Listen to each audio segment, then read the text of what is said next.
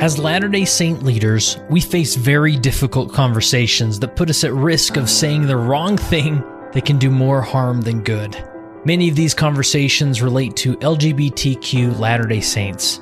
Have you had a fellow ward member come out to you about their LGBT identity? Have you had LGBT neighbors and you just don't know what to say to them, so you ignore them instead? Have you wrestled with balancing love for your fellow men while still respecting the doctrines of the restored gospel? In order to help, Leading Saints has put together the LGBT Saints Library with more than 20 presentations featuring individuals who have a unique perspective or expertise around this topic. 3 of the most popular sessions are available now to watch. Simply text the word LEAD to 474747 to start watching now, or visit leadingsaints.org/LGBT.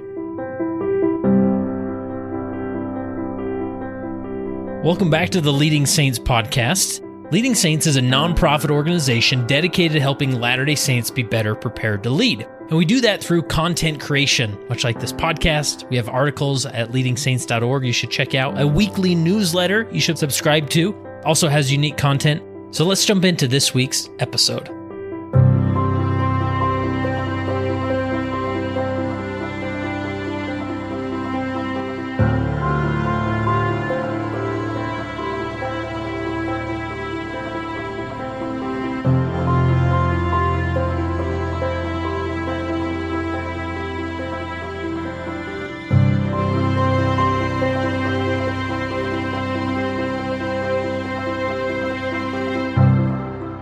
Today, I am sitting down to the powers of the internet with Ryan Addams. How are you, Ryan? I'm doing great, Kurt. How are you doing today? Awesome. I'm glad this interview is coming together, whether you initially thought it would turn into an interview. But let's first get the basics out of the way. Where is it that you're located? Yeah, I live in Glendale, Arizona, kind of right at for people that are familiar with the Phoenix Valley, I'm kind of in the northwest corner of the valley where Phoenix, Glendale, and Peoria all kind of meet together. Nice. And how long have you been there? We've lived here for 7.5 years. That's great. And you are currently the bishop. I am. Nice. And this is your second go at it?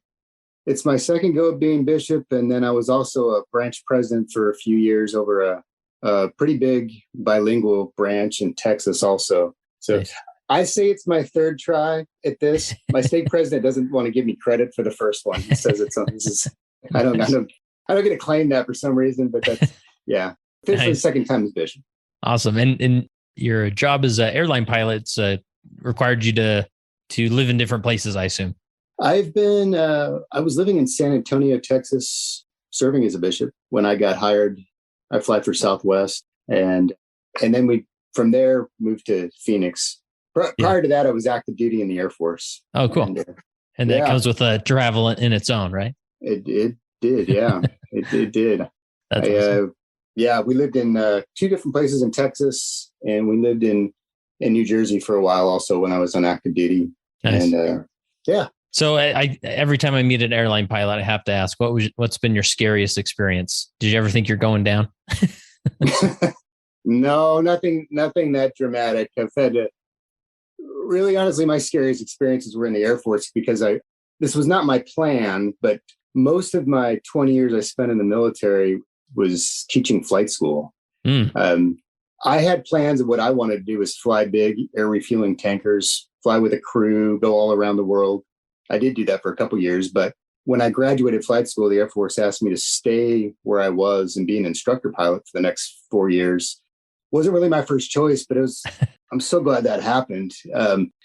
And so I found that I really had a passion for teaching. But back to what you were asking, when you're teaching new people how to fly jets and land them for the first time, there are a couple moments in there it'll test your nerves. Yeah. And I imagine some of those early pilots, I mean, they kind of land the plane pretty hard, right? Yeah. There's a few times where, we'd smack the ground pretty good. And I'd make a comment like, hey, take that, Texas. Just try and get my student to loosen up a little bit and chuckle and let's go try it again. That's awesome. Yeah, there are a couple firm landings. Nice. So I'll give a little background as far as how this interview came to be. You had reached out to me just, being very kind and saying what a fan you are of Leading Saints and the content here. And like many people do, that you made a suggestion of maybe a type of content you'd like to hear. And that was being an airline pilot, you travel a lot. And so a bishop who travels a lot, there's some intricacies there that make it tricky at times when you're not in person or you can't be to every activity. And you said, I should maybe find somebody to talk about that. And I said, well, what about you? Yeah, you turned the tables on me, Kurt, real fast. That's right. And I hope people listening understand that. Like I love ideas, but it's not like I'm holding back all these people. Like, well, I'll interview once they ask that we talk to you. Most of the time, I just need somebody to talk to about these things. So I'm glad you were willing. And again, as you know, with these How I Lead interviews, it's not like I find the leader who's figured it out and they have all the answers, but we're just going to speak from your experience and see what we can learn. So sound good? Sounds like a plan. Cool. And you put together a great outline here of some thoughts and principles we're going to go through. So this is going to be a little bit different of a How I Lead interview, that we're not just going to talk generally about Ryan's leadership experience, but more about how he handles things as a bishop who travels a lot. And so maybe just put into context the demographic of your ward. I assume being an Arizona ward is pretty traditional neighborhood ward, that good support, lots of people to choose from for different callings and whatnot. But how would you describe the demographics and geographics of your ward? That is a good question. It's in the Phoenix area, really where you have a really high concentration of members of the churches in what referred to as the East Valley, Mesa, and down a little bit southeast area, Gilbert, Queen Creek. That's pretty much higher densities of members of the church. We have both release time and early morning seminary where we are. If that gives any indication of kind of, there's a fair amount. Yeah, there's a fair amount. My youth program isn't huge. I've got maybe 25 active youth in the ward, 400 people on the rolls, and about 225 in sacrament meeting right now. Okay. So not a lot of like young families or families with teenagers, would you say? Not as many as I'd like to have. Yeah. One thing that's kind of unique is we have a medical school that's nearby that has medical, dental, physical therapy. And so we get a lot of students that had come down from Utah, a lot of BYU grads that want to get in the medical field. And so we have I'd say at times almost a quarter of the ward are young medical student couples. Yeah. And so that's a fun demographic. So they contribute a lot. Yeah. So maybe articulate what your travel schedule is like as a full-time airline pilot. If you're an airline pilot, it can be very different depending on who you work for and what kind of airplane you fly. Without getting too specific into that, the way it works for me and in my company, I'm gone usually 3, some 4 nights a week. And usually that's in one chunk. Yeah. And so to keep the conversation simple, let's just say that 3 to 4 days a week. And so when I go to work, it's nothing anywhere close to 9 to 5. In fact, what gets to be a challenge for me is if I know that there's something I really need to be in town for during the week. Maybe it's one of my kids has something at school, or there's the church activity where I really need to be there. Sometimes I've got the difficult choice of deciding, okay, well, does that mean I'm going to be at church on Sunday, or am I going to be able to be at church on Tuesday night? And that's a tough thing I've got to deal with, and I've had to juggle that my whole career. But I've made it work. Yeah. So you sort of have to pick what it could mean. Maybe I don't show up on Sunday, but I'll be there for the Wednesday night, activity that the young women are putting on, or whatever it is, right? Exactly. Because if I'm going to I try to always start with a schedule that doesn't have anything on Sunday. Yeah. And then sometimes I'll trade with other pilots to say, I'll take your trip if you'll take my trip. And that works out pretty well, that I have that kind of flexibility if I have someone willing to trade around with me. But that's just the deal. Going to work means being gone for 3 or 4 days. And so it's when I have to move something on a calendar, that can mean it's like a bowling ball effect in terms of things I need to move around. Yeah, for sure. And so when you do have to work on Sunday, are you still connected to some degree through Zoom or whatnot? Or I guess if you're at 30,000 feet, you're not, you're in the cockpit working. I try and stay connected as much as I can, depending on what that day's schedule is. If I can, for instance, if I can dial in for bishopric meeting or ward council, or now that Zoom has become such a popular thing, we can use that, and I'll still participate that way. Yeah. And do you get many like breaks in between flights? Because it seems like once you land, you just load your plane again and you're off. But do you get opportunities to do that a lot when you are working on Sundays? Yeah, in between, like my typical flights could be anywhere from 2 to 4, depending on how long or short they are. Yeah. Flights in a day. So oftentimes at the end of a flight, I'll look at my phone and I might have 3 text messages, at least that many emails and a couple voicemails. Yeah. And so I'll kind of look and see, does any of it, could it use my attention? Or probably more importantly, what of this, if I quickly peruse it, do I have time to delegate out to somebody else, another leader in my ward, before it's time for me to go fly to Chicago or wherever I got to go next? Yeah. Awesome.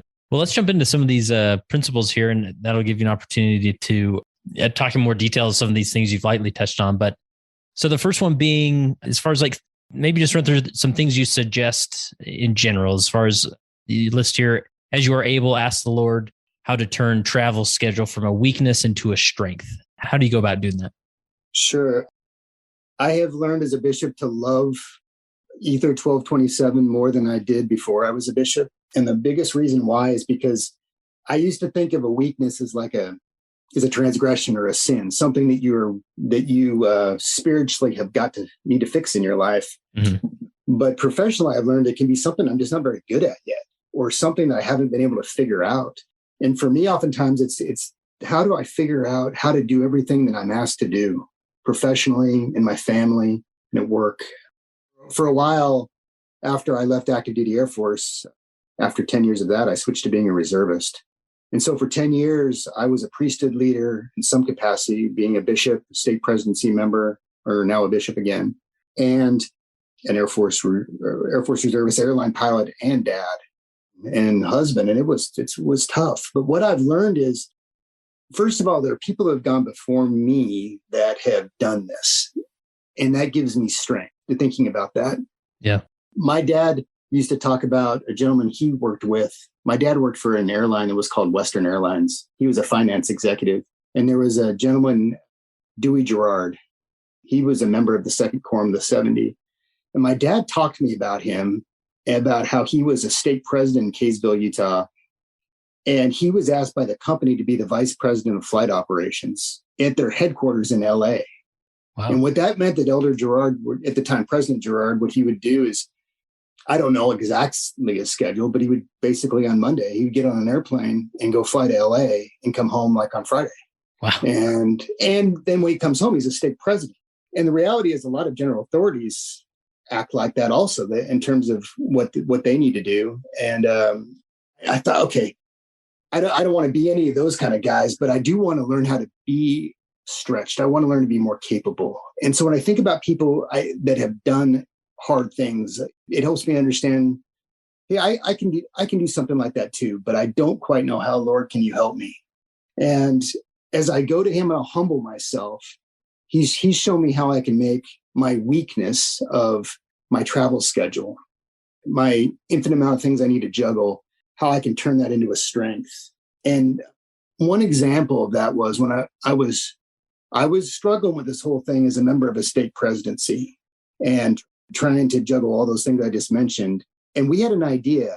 My state president traveled almost as much as I did. I was gone, he was gone, and we were trying to have a state presidency meeting. And this is about maybe 2011, 2012. This thing called FaceTime had just come out. And we thought, why don't we, I don't know, what do you think? Should we try this? Could we have a state presidency meeting where a couple guys are in the state president's office and 2 of us are in hotel rooms in different places? And I don't know, let's try. So that idea, now it's like, well, it's obvious. That's what everyone does today. That was a little far out there, I felt, but we prayed about it and the Lord helped us understand, there you go, you're onto something here. And we had one of the most successful state presidency meetings that we've ever had. Maybe it's because we weren't all in the same room and we couldn't get on tangents and go down rabbit holes. I don't know. But that's just one example about how the Lord has helped me. Today, with technology like that, Zoom is so commonplace. I have a mobile bishop's office in any city and in any hotel. So what I do now, and another example of how he's made this weakness become a strength, is he helped me understand, I just put a regular white shirt and a regular tie in my bag with me. And then in the evenings or late mornings, depending on what kind of a schedule I have, my executive secretary will set up appointments via Zoom, and I can be a bishop in Honolulu or I can be a bishop in Boston. And that has become a huge strength to me. And I could go on, but Kurt, he's continually, when I've asked for help, he's helped me. That's awesome. And so you'll typically do anything from, I was maybe not temple recommend interviews, since maybe your counselors can do that as well, but you'll meet with people that maybe are just looking for the bishop's guidance on whether it's a transgression or help with life. That's true. And I can tell you that I've had zero degradation in the intensity of the spirit in some of those difficult conversations, worthiness interviews like you've just suggested, when we'll start with a prayer, and just like you and I did before this interview. Yeah. And then we go into it, and it's amazing. It's amazing. Yeah. So I can still bless people's life as a bishop thanks to this technology, almost no matter where I am. Yeah, that's great. Anything else as far as, turning your weakness of schedule into a strength that we haven't mentioned? I've also learned that I could be a little bit better about some imperceived downtimes. For instance, if I'm in a terminal and I'm waiting for my next flight, instead of just kind of sitting in a pilot's lounge and vegging or something like that, hey, there's probably something I could be doing with that 20 minutes. And so I become more productive. There's sometimes with my schedule where I'm actually not flying the airplane and I'm riding in the back. And I'll use that time now to prepare a talk, a lesson. I'll review a church roster and be prayerfully thinking about callings that I need to extend. And then finally, I've really utilized time in the cockpit. If the first 20 to 30 minutes and the last 20 to 30 minutes of a flight is really, really busy.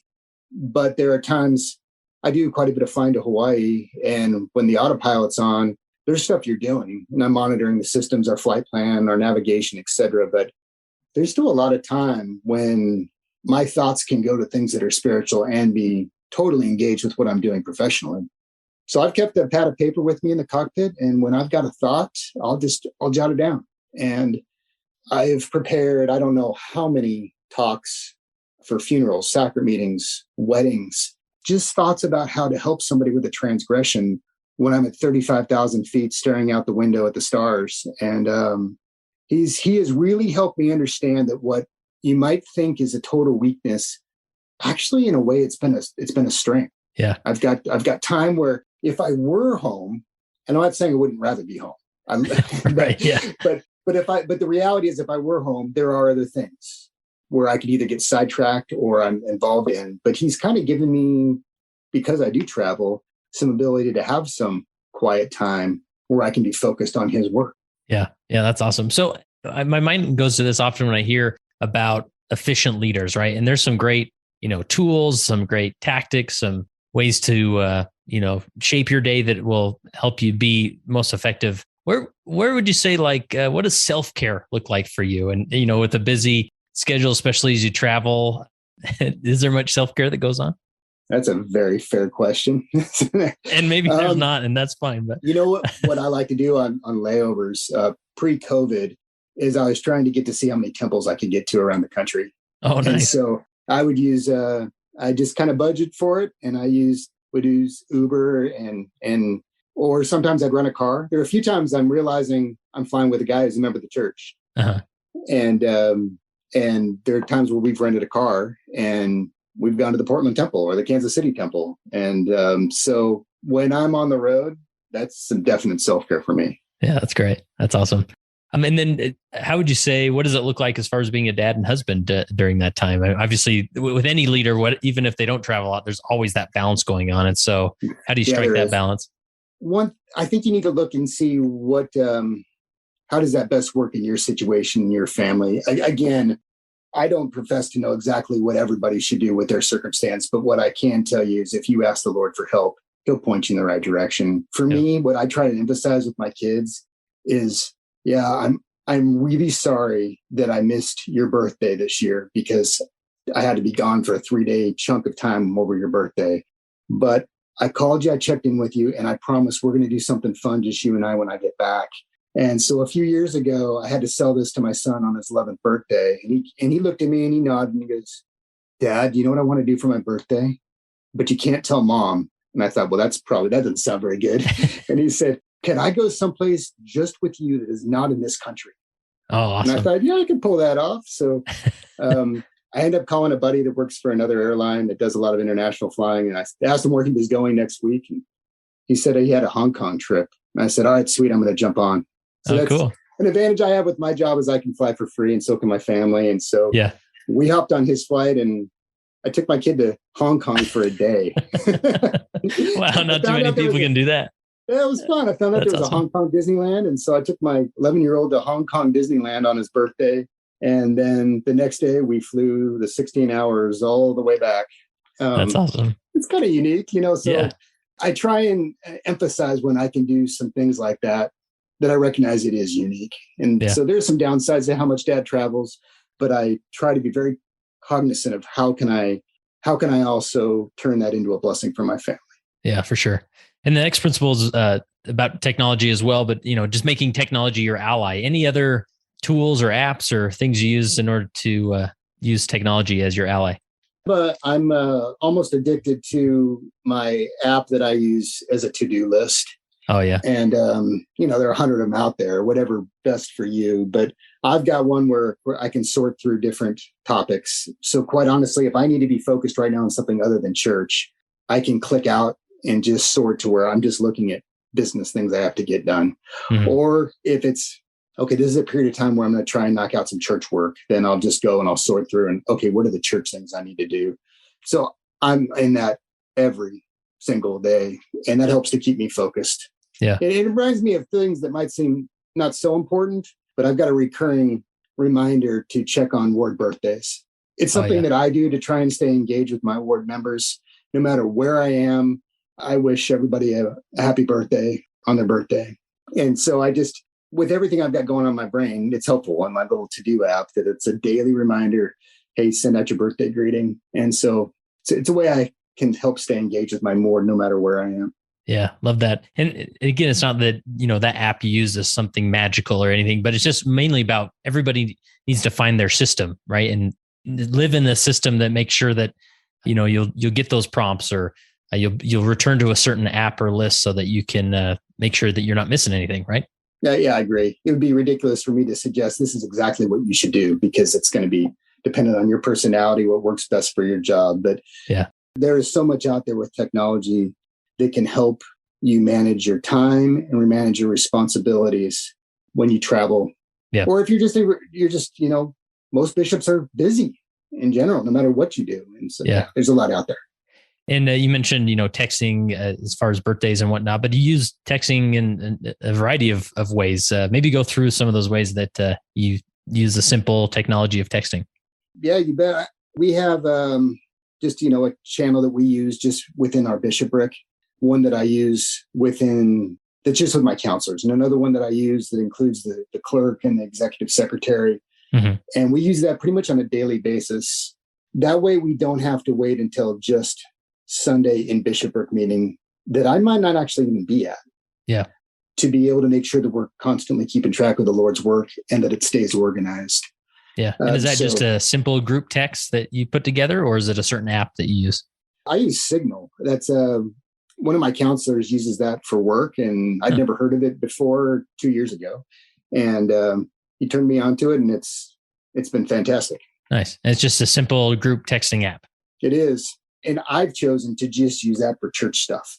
For any other, just me texting other way, I use regular SMS texting. I use this particular app just for church, and nice. It helps keep me organized. Yeah, that's a great idea. Great idea. And then you mentioned as far as like callings and releasings via text, or even some confessions via text. Like, how does that work? I think you've got to be very careful about letting technology then steer you to where you're becoming inappropriately expeditious. Yeah.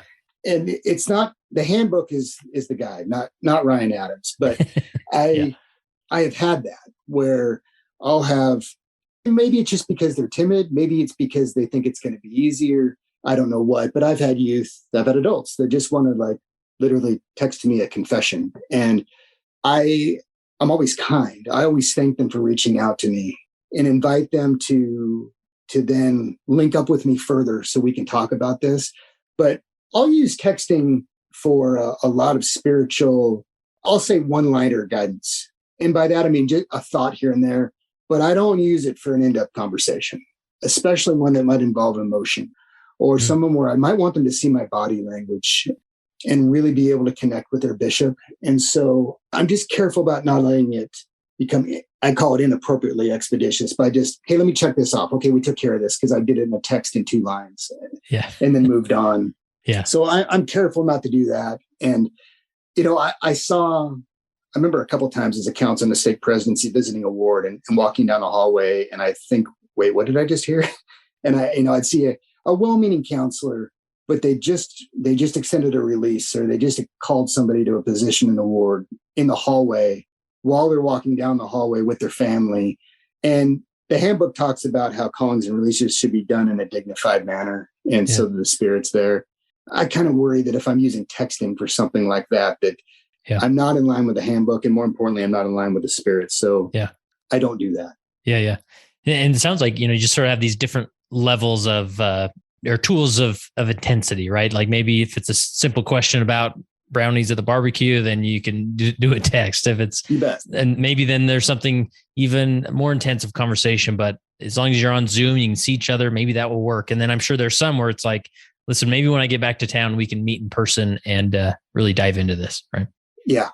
I've had some emotionally intense conversations over Zoom that have been fantastic. And I'll tell you, there've been a few other times for no other reason than I just kind of felt it wasn't the best idea. And I know that's the spirit talking to me, that I decided to, let's just hold off and then let's wait until I'm in town and where we can sit down and talk about this together in the bishop's office.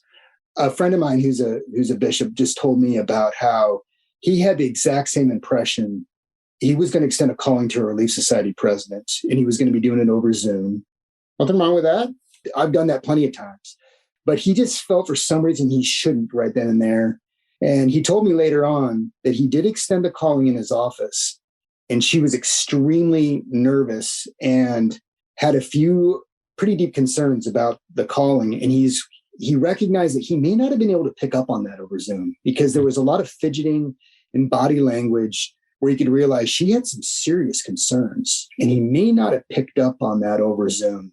And so he's glad he followed the spirit in that case and waited and didn't let technology make him too expeditious. Does that make sense? Yeah.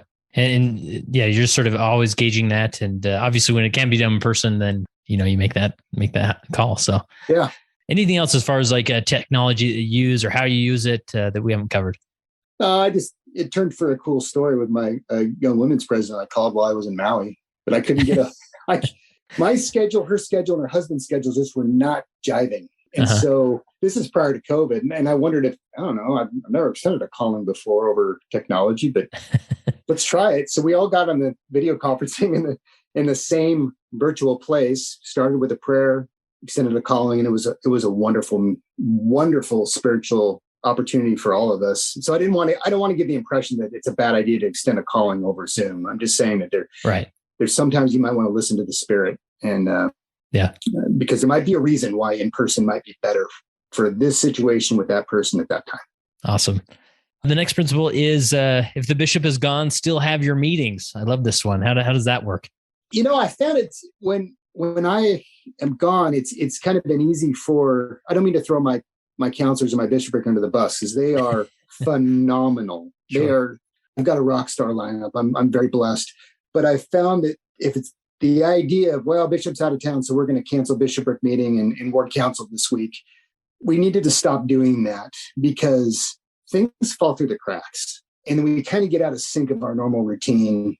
And hey, if we're not doing that because it's state conference is one thing, but hey, if the bishop is going to be out of town 2 Sundays this month, let's not just assume we can't continue to go on as a ward just because the bishop's not in town. And so I think that kind of speaks to them really understanding when I'm delegating you authority, I trust you. And so take it and run. I've got to give a little bit of guidance, a little bit of teaching about maybe a few things that I would love to see discussed. But it's been a little bit of an effort to really, really show that, no, really, I trust you. I don't need to be there. Run with it. And you first counselor or second counselor preside in my absence, and keep going with your meetings. I mean, that's not a handbook thing, but that's just something that I have learned, that it really, I think it's just the next level of delegation, is letting people understand, really, no kidding, you can function without the bishop physically right there. Yeah. And I think it's never helpful for every meeting to sort of be up in the air. It's like, oh, is that happening or is it not? It's probably not. So I'll probably not plan on it. And, then just sort of creates this little chaos that can grow and doesn't create routine. And as human beings, we love routine, right? And the more you create that, the better. And I think if this is maybe a good, a good check on your leadership style, if every time you're not there and they do cancel the meeting, that probably means that maybe the way you're handling the meeting is like, well, this is all about the bishop's opinion or this person's opinion. And so we can't move forward without this person here. Then you sort of know, oh, maybe I have a delegation problem, or maybe they don't know that I trust them as much. And so, I think that's a good gauge on how well your delegation is actually working, or how well they know that you do trust them, right? I'm kind of giving away my secrets here, but there are two reasons why I don't conduct bishopric meeting and I don't conduct word council. You don't need to tell me that I preside. Trust me, I know, and I feel the weight of that. Trust me. Yeah. But I feel that when I don't conduct the meeting, I ask my executive secretary to do it, actually, is because I'm trying to get other people to talk more, so they're not just waiting for the bishop to talk. Yeah. And the other reason why is because I do travel. I don't want them to feel it's just so weird to be carrying on and conduct a meeting without the bishop in the room. I want them to be comfortable with it, because even when he is here, the executive secretary is the one that conducts the meeting. And I've tried to get them used to talking without it being me so much.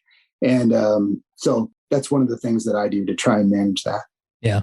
And another dynamic that's coming to mind is obviously if you're encouraging them to meet with, even if you're not there, and you're saying you trust them, then you can't come back and be like, wait, you decided on what? No, we're not doing that. We're going to do A, B, and C. And that's how I see it, right? You've got to let those things move forward, even though maybe your opinion's different, I would imagine. I think it's really easy to say that it's important you delegate when you're a bishop, and especially when you travel. But really, to understand what that means, I think has a lot to do with understanding that you need to be comfortable that people will make decisions in your absence that may not be exactly how you would have done it. And you have got to be okay with that, as long as it's not outside of the handbook. Yeah. Or we're going against something that's not doctrinal. Obviously, you got to step in, you've got to correct that. But you've got to trust your people. And when you say that I trust you and go on and lead without me, you got to mean it. And one of the ways you know that you really mean it is when you trust them to make a decision and you're okay with the fact that, that isn't how I would have done it. And, look, it still turned out just fine. Yeah. I think that's a level of delegation you've got to get at. If you're going to be, I think it's important regardless, but if you're traveling, it's essential because you're not there all the time. You got to let people realize they can function without you and not be worried. Oh my gosh, did I screw up without the bishop telling me exactly what to do and how to do it? Yeah, for sure. And there's a great interview I did in the Motivating Saints virtual summit, and that library is in the Core Leader Library. It's with Paul Gustafson, and he talks about this concept of when he traveled a lot as a consultant, and when he was bishop, and he talked about how he went through that. So I'd point people that way as well. Really, really good stuff. Next principle is you are not 911 nor 411. You are a bishop that travels. Yeah, I'm not trying to sound like I'm the authority on this, but having been in this seat 3 different times, and also having been a counselor to a bishop, having been a counselor to branch president, having been a counselor to state president, I feel like I have been around the block a little bit. And there is a phenomenon in the church that exists, and that is people think that sometimes if I have a problem, I must go to the bishop right now. And the brethren are speaking about this a lot lately in conference. But, an example is I remember as a counselor to my bishop during tithing settlement time, I was in the clerk's office helping to count tithing with the clerk. The bishop was in his office conducting a tithing settlement, and the old school phone rings in the clerk's office that, if I remember correctly, also went into the bishop's office. The same. In fact, I know it did because I answered the call and I recognized the voice, and they said, I need the bishop. It's very important. And I said, well, he's in a tithing settlement interview right now. And they didn't care. I said, I need to talk to him immediately. It is really, and I don't remember if they used the word emergency or not, but that's what they were indicating. And so I thought, oh, well, shoot, I better get the bishop. So I knock on the bishop's door. I apologize. He was just finishing up from what I remember anyway. So the people left and he picked up the phone in his office. He had a conversation. And then like 5-10 minutes later, he came to me and was shaking his head. And the bottom line, it was something that was full of drama and was not an emergency. There was just some sort of a dispute between husband and wife or something like that, which is unfortunate, but it certainly doesn't mean it's an emergency. Yeah. And so I would say that probably every ward has got, I don't know, maybe 2-3%. I don't know what you experienced when you were a bishop. You know that it exists. Yeah, for sure. And I'm not speaking down to those people. It's just they don't quite get it that if everybody did what they did, the bishop wouldn't have time to breathe.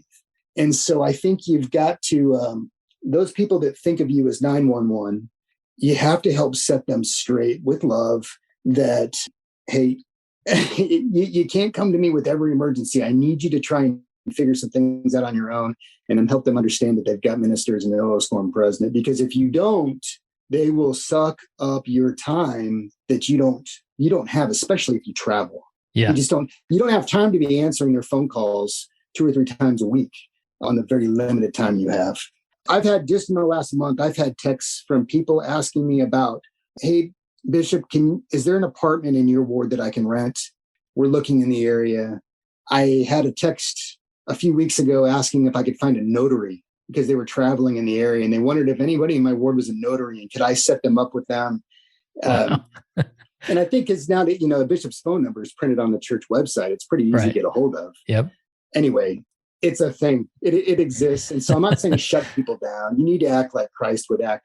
But at the same time, Christ sometimes was a little bit lovingly firm in redirecting people. And I think you got to do that. You're not 911. You're not 411. You're a bishop and you're going to need to redirect people or else it will suck up your time. And do you usually just forward on a text to somebody who can handle it? Or do you just reply to the person and say, maybe reach out to so-and-so? I'm not going to say that I've never replied to something like that, but I've got a couple of sisters in the ward that routinely say, Bishop, if there's ever anything I can do for you, you're gone so much, please let me know. And I've taken a couple of them up on that. And I've said, hey, for instance, we have a lot of young students that are moving into our area. I get texts all the time from people wondering about apartments. When I get these, could I just forward them to you? And would you mind just answering and saying, I'm sorry, the Bishop Travels is really busy. Can I help you? Yeah. And so I've got a couple of sisters in the Relief Society that are my go-tos. And when I get those kind of texts, I funnel them off and they take care of them for me. And it's super helpful. Yeah. I love that idea of, having people in place like that. The bishop I was the ward of had a very high welfare demand, and having a system in place that there were certain individuals where those requests would go to them first. So if they came to me, I would just forward them on there, knowing that they were going to be taken care of, looked after. And when I needed to be looped in down the chain, then that would work, and so having systems, or if you are overwhelmed by a certain type, think, well, maybe I could call a certain person or have a counsel in the Relief Society presidency or Elders Quorum presidency, just be the go-to guy for that kind of request, right? How many people in your ward come up to you and say, hey, Bishop, is there anything I can do for you? It happens a lot, and that's a good thing. So maybe instead of just saying, no, thanks, I'm good, maybe keep track of those people that are so willing to ask that kind of a question. And that's not a calling you're going to find in a handbook, but hey, if you've got people who are willing to do something to help you out, and every now and again, if you think, man, I could really use help with this because I don't have time, oh my heavens, use those people. It doesn't have to be an informal calling. Yeah, awesome. And then you have a section here about being a PhD level delegator. How have you learned that? And really just break this down, because this is like one of those cliches that we throw around in church leadership, like, oh, be sure you delegate more and delegate this. But at the end of the day, I think there's a lot of people that just simply don't know what that means or what that looks like. And it is a skill set. It is. I kind of touched on a little bit earlier, but where I would start is your guest you've had a couple times, Dustin Peterson. Oh yeah, he's great. He's great. And by the way, your interview with him about purpose, that's what kind of made me a regular with your podcast. I was listening to it going to the airport once, and I thought, this is amazing. And I actually sent him an email, and we're now friends. And nice. We connected. So I've actually had lunch with him before. Oh, cool. Anyway, I would go and listen to Dustin Peterson's podcast about talents. And it is almost life-changing, I think, as a leader. And then sit down individually with your ward council and learn what their talents and strengths are. And that is your spiritual arsenal that you can use for delegating. And because you might realize, okay, I've got this problem that might normally go to Relief Society, but the reality is that my primary president is so talented at being quiet and soft, yet just motivating. This issue might be really good for her because she has a talent of motivating people just with her emotion, as an example. And you wouldn't know that if you don't take the time to really learn what the talents are of your ward council. I love that. After that, I would say you really need to also know your audience. For a while, I had a job in the Air Force where I taught an instructor course. So I was training people that are already Air Force pilots how to become instructor pilots so that they can go off and teach at flight school. And the thing is that my trainees sometimes could be a pilot that was pretty inexperienced. They're pretty new at being an Air Force pilot. Then I could also have another student that was a colonel who had been in the Air Force for 22 years. And they were required for the new job to go through my course. But you don't talk to a 22-year senior officer and pilot the same way as you would as a new guy because it's a different experience level. Mm-hmm. Once I had a couple students that were members of the Thunderbird demonstration team. So really, do I have anything to teach a member of the Thunderbirds about flying in formation? Please, I don't. But what I do have is I recognize my audience with that guy and realize he is amazing at flying in formation, but he talks about it at the astrophysics level. And I'm analyzing this and realizing I need to help him learn how to teach it at the basic level because he's going to be teaching flight school with brand new people. He needs to learn how to talk about this with the big fat color crayons and giant Legos that you have in kindergarten. And he's not there yet. He only knows how to talk about it at the PhD level. So I had to analyze my audience and then teach to it. So same thing in your delegating. You might have someone on your ward council that's a relatively new member or someone that's at the beginning, on the outset, they're very timid. And so you might need to be a little bit more specific in delegating. Here's what I'm asking you to consider. And here's how I would go about getting an answer. And then let's talk about it next week and tell me how it went. Or you also might have an elders quorum president that used to be a bishop. You're not going to delegate the same way to that person as you would to my first example. Mm-hmm. My stake president is so talented at that. He knows that I've done this before, but he also knows that I want to be a very humble bishop and I want to learn from him and I want his correction and his guidance. So I ask for it, but he'll also tell me, hey, Bishop, you've done this before. So I'm over here if you need me, but you're about to watch me get out of your way and just go lead. And I really appreciate that. I think you'll be a more effective delegator if you know your audience and you don't try and delegate the same way at the same level to everybody. And your leaders will appreciate that also. Yeah. And how do you judge that? Maybe you're not familiar with the person or their background, or maybe they haven't had a lot of, church callings that would give you an inclination of how, solid they are as far as following through with things. Is there anything you do in as you delegate something to somebody to make sure that they know the steps or they know what to do? I ask if I need to. If I can't quite figure it out on my own or I'm not sure, I can ask them how comfortable they are with the situation. And I'll give you an example, Kurt. When I was the last time I was serving as a bishop, I remember being on a layover in Las Vegas.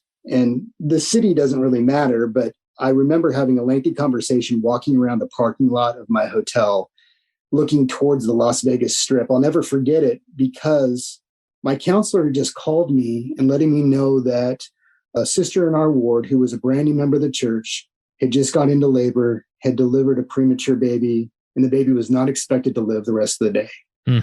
Wow. and I'm crushed. My heart goes out to them. I wanted so badly to be in town and to be able to put my arms around that family and to show them all the love a bishop has for them, but I wasn't there. My counselor, this guy is so capable. He used to be an Army Ranger. He's done things I could never even dream of.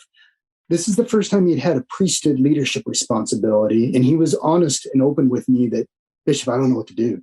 But he was the one telling me about the news. And so I said, here's what I need you to do. Would you please go to the hospital? Act like you think I would act, but more importantly, you go act the way the Savior would act. He'll help you. And then what I need you to do is review the handbook of instructions. It'll talk about how it's appropriate to, if you can, to help the father give the baby a name and a blessing. And the father may not be in a position where he can emotionally handle that. And if so, I'm asking you to do it, please. And then you put your arms around them and you just follow the Spirit. Now, here's the deal. That counselor and I have very different personalities. And I had to completely trust, though, the Lord called him to this. I didn't call him to this. I made a recommendation, but the Lord called him. He could handle this. He needed some specific guidance in this because he'd never done anything close to this before. And then I asked him to follow up with me later on. And he did. And he told me how it went, and he did marvelously. It was fantastic. Again, if my counselor had had a lot of priesthood leadership experience, maybe had been around that block a few times, I wouldn't have gone into that specific of instruction, but it was appropriate for him. And it helped provide as spiritual an outcome as absolutely possible. The baby was given a name and a blessing, and the baby passed away. There were some rocky times, but not that long afterwards, that mother came up to me and told me about how grateful she was that counselor was there and the way he handled himself. And she goes, he doesn't act like you, Bishop, but man, he was good. And he was so helpful to us. Yeah. And we felt the Spirit. Wow. And I don't know if that example. Yeah, that's really helpful, because when we think about delegation, we often default, at least I do, my mind goes to administrative tasks, right? But oftentimes it's when you're the bishop, you're, quote unquote, the father of the ward, and you want to be there in those tough times and, hold someone's hand as they weep or whatever. You have to realize even those have to be delegated at times. And sometimes some coaching and encouragement that way of how to go in there and be soft and loving and listening and be as the Savior would be is needed. Yeah. That's really good. I think on the flip side of that, Kurt, what'll crush delegation, crush your ability to be someone that can effectively delegate and someone that believes you, is if you're constantly stepping on them. I've watched before a bishop who is sitting on the stand while the counselor is conducting. And if an announcement wasn't quite done exactly right or whatever, he'd quickly get up to correct it. And I'm not talking about something that's doctrinally off or, we just full on forgot the invocation. And it was, make sure you tell them that it's this and that. And then I watched it carry over into, our old school opening exercises for priesthood. The counselor was conducting opening exercises, but the bishop had to get up and constantly had to make sure it was done exactly his way. And I thought to myself as I watched that, would they ever really feel comfortable in taking a delegated assignment from you, Bishop? Because I think they would be constantly worried that they couldn't ever quite do it good enough or your way. You've got to be comfortable with them doing it. And it may not be the way you would do it. And sometimes, you know what? It's even better that way. Yeah. Don't hover all over your people. Yeah. What else about delegation are we missing? This is some good stuff. I think that delegation helps me with what my priorities are as a bishop, because your mind can go all over the place because there's so many things that you need to accomplish as a bishop. If you go through the handbook, yes, there are the 5 key aspects of being a bishop. But then if you also go line by line, I don't know how many, 100 times you might see the bishop or the bishopric has responsibility for ... Mm-hmm. Here's what I do is that I try to focus first and foremost on the youth and on the young single adults. Second, on members that are endowed but not holding a current temple recommend. And then third, I try to visit members in their home when they move into the ward. I'd like to at least be able to have a frame of mind that I know what their home looks like, been there before, I can kind of take a spiritual temperature of the family or the room, and I join them in the family prayer. Those are three things that's my lifting. That's what, now I use a little delegating in terms of how to schedule that, but that's what I focus on. If it's not that, I try and delegate everything else out in the way I just mentioned so that I can be focused on what I need to be focused on as a bishop. And I try not to get too easily sidetracked by other things that can be delegated to other people. I love that. This proactive effort. And if you really want to delegate effectively, you first have to sort of make that list of top 3 or top 5 of, these things. This is just what I do. This I feel like is important and I'm going to do it. And even though, you could have your counselors go out and do visits, but that's something that you've prioritized in your leadership approach. And it's probably blessed your experience and blessed the members of your ward because of it. Yeah.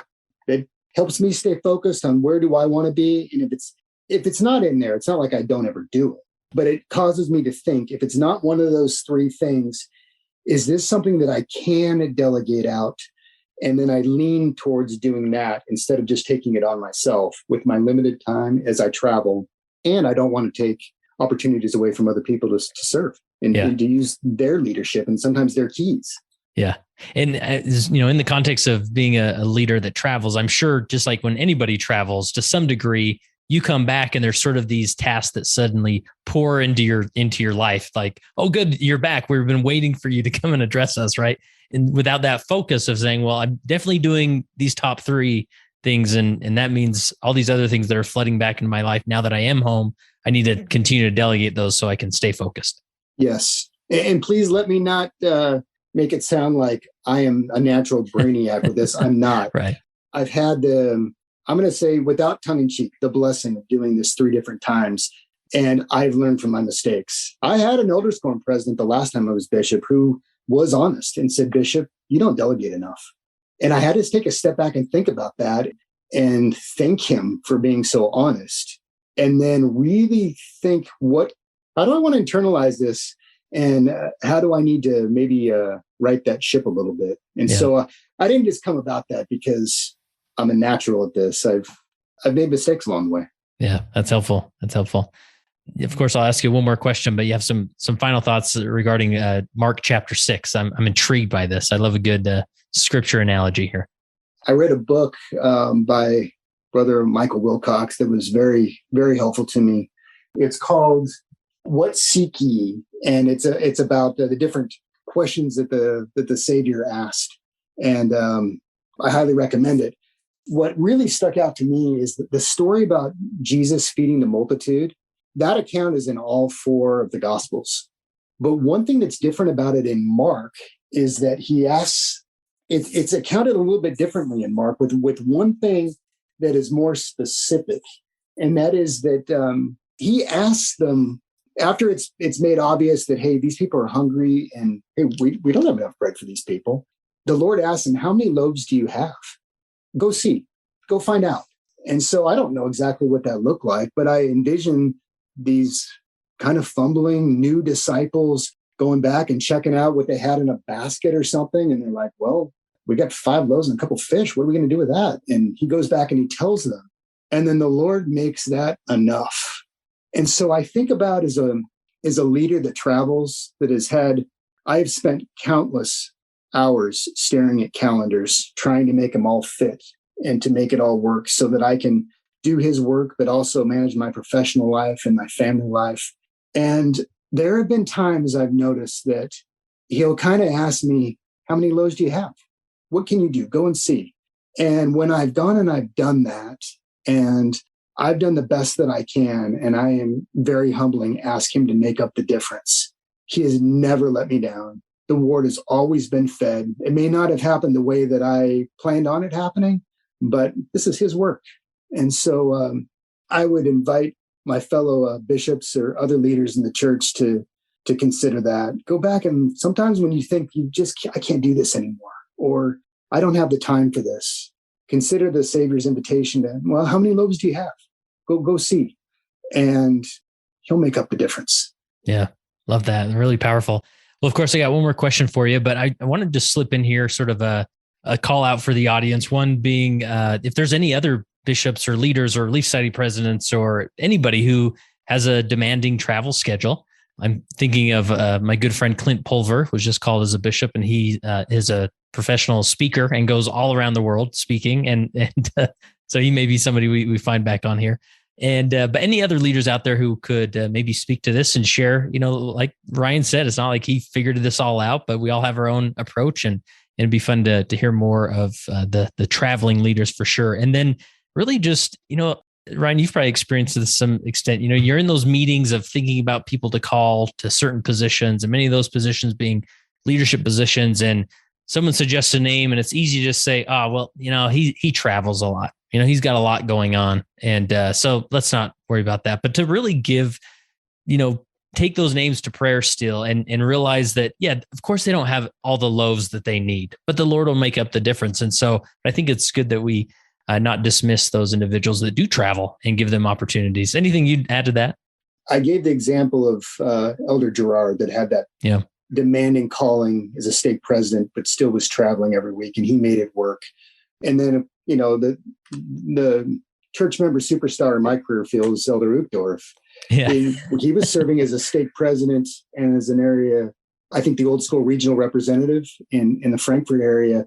He was the vice president of flight operations for Lufthansa Airlines, and that he has airplanes that were airborne 24/7. Wow. He was traveling himself, flying airplanes while also being a regional representative or a state president, and he made it work. Can you imagine if someone had decided, we better not call this brother Dieter Uchtdorf to being a bishop or a state president because he travels too much? Do you know what that would have robbed the rest of the kingdom from us learning and gaining from that man that we all love? Yeah. Wow. What a great example. Love that. Well, Ryan, I appreciate you being willing to turn your email around on you and ask you to come on the podcast. You did an exceptional job. I'm so excited to share this interview with others. And not only, even though those bishops or leaders who don't travel will be blessed by this so much. So the last question I have for you, Ryan, is as you consider these many opportunities of leadership that you've had in various capacities, how has being a leader helped you become a better follower of Jesus Christ? I think simply the amount of time that I have been blessed to be in the trenches and to help people come unto Christ and be in situations where I just don't know what I'm going to do. I've sat on the floor of people's bedrooms before when they're too sick to get out of bed, and I'll offer a prayer with them sitting on the floor next to them. I've been in prisons. I've been in situations where I'm trying to stop a suicide, and I just don't know what I'm going to do when I get there. But when I always go with a prayer and ask the Lord to help me figure it out when I get there, He has never let me down. And because He's helped me at that level with that intensity as I try and lead His people for Him, it's made me so much more endeared to Him and made me a follower of Him forever because I've seen how He's lifted me as a leader. That concludes this episode of the Leading Saints podcast. We'd love to hear from you about your questions or thoughts or comments. You can either leave a comment on the post related to this episode at leadingsaints.org or go to leadingsaints.org/contact and send us your perspective or questions. If there's other episodes or topics you'd like to hear on the Leading Saints podcast, go to leadingsaints.org/contact and share with us the information there. And we would love for you to share this with any individual you think this would apply to, especially maybe individuals in your ward council or other leaders that you may know who would really appreciate the perspectives that we discussed.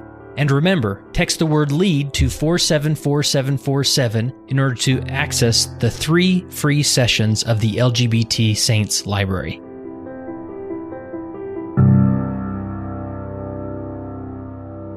It came as a result of the position of leadership which was imposed upon us by the God of heaven, who brought forth a restoration of the gospel of Jesus Christ. And when the declaration was made concerning the only true and living church upon the face of the earth, we were immediately put in a position of loneliness, the loneliness of leadership, from which we cannot shrink nor run away, and to which we must face up with boldness and courage and ability.